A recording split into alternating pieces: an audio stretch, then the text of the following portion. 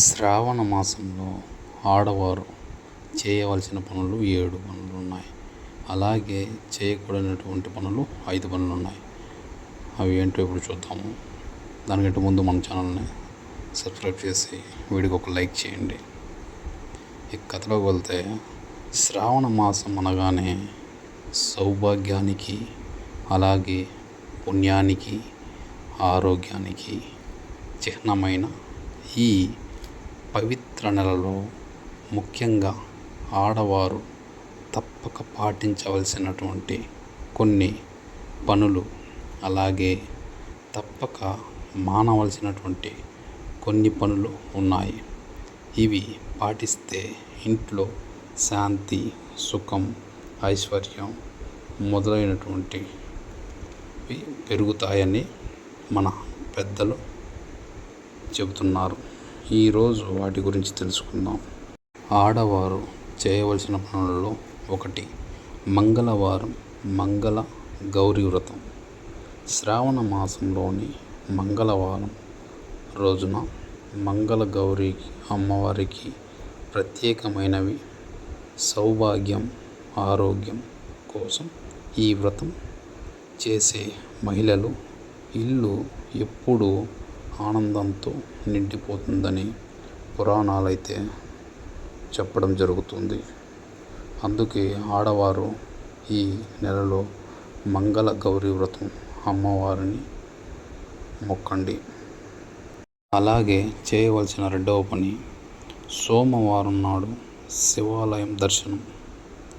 శ్రావణ మాసం సోమవారాలు శివుడికి అత్యంత ప్రీతికరమైనవి.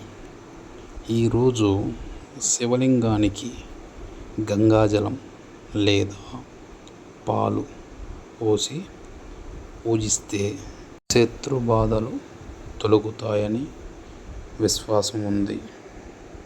అందుకే సోమవారం నాడు ఈ మాసంలో ఆడవారు శివాలయాన్ని దర్శించి గంగాజలం లేదా పాలుని పోసి పూజించండి.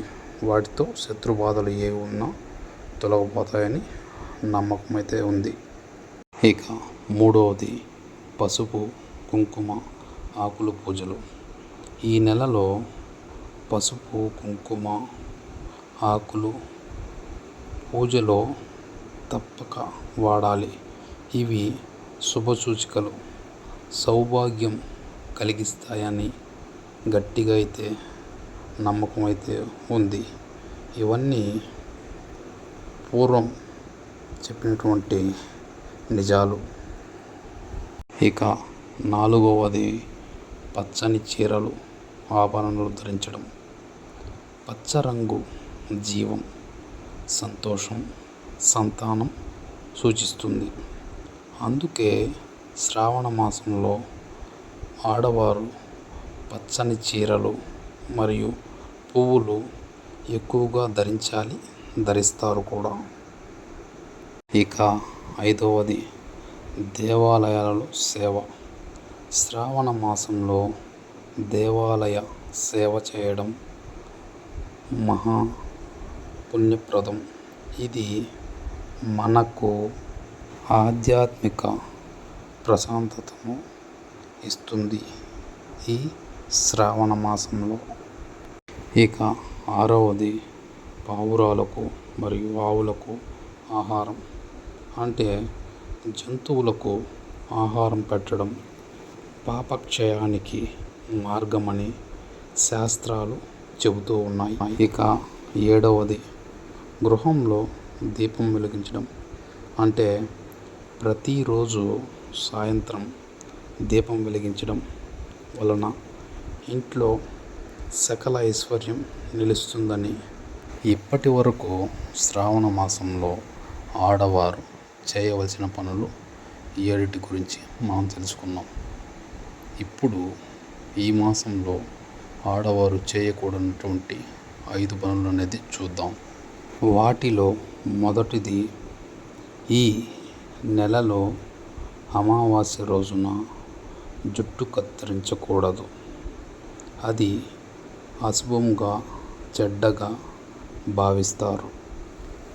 ఇక రెండవది, కొత్త ఇల్లు నిర్మాణం మొదలుపెట్టడం. శ్రావణ పుణ్యమాసం అయినా ఇల్లు నిర్మాణం ప్రారంభించటానికి శుభ సమయం కాదు అని పెద్దలు చెబుతారు. ఇక మూడవది వాగ్వాదాలు, కోపం. ఈ శ్రావణ మాసంలో కోపాలు, వాగ్వాదాలు వలన పుణ్యఫలం అయితే పూర్తిగా తగ్గిపోతుంది. ఇక చేయకూడనటువంటి 4వ పని అబద్ధం, నింద, దొంగతనం. పాపం చేసే పనులు దూరం పెట్టడం ఈ నెలలో తప్పనిసరి. అంటే అబద్ధాలు చెప్పకుండా ఉండడం, దొంగతనం చేయకుండా ఉండడం. ఇక ఈ నెలలో చేయకూడని పనుల్లో ఆఖరిది 5వది అరటి మొక్కలను నరకటం. అరటి మొక్కలను నరకటం ఈ నెలలో అశుభమని నమ్మకం అయితే గట్టిగా ఉంది. మన పెద్దలు చెప్పినటువంటి ఈ నియమాలు మన సంస్కృతిలో భాగం.